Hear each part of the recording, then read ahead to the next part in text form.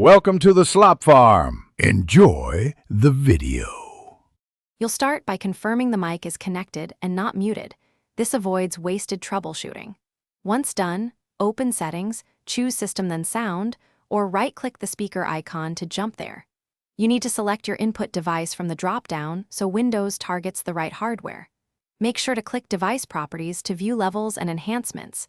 This is where you begin adjusting gain and channel options. These steps get you into the controls you'll use next. Now you'll raise or lower the input level. Set the volume slider to around 80 to 100% and watch the indicator so you avoid clipping.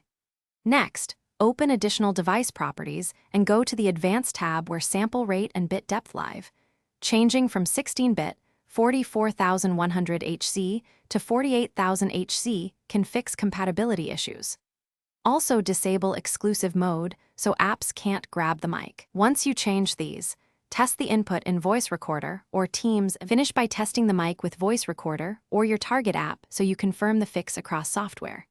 If sound still fails, open Device Manager, update or uninstall, and reinstall the microphone or audio codec driver because drivers often cause input failures. You should also restart Windows Audio Services or reboot the PC to apply changes. If problems persist, try the mic on another device to isolate hardware versus system.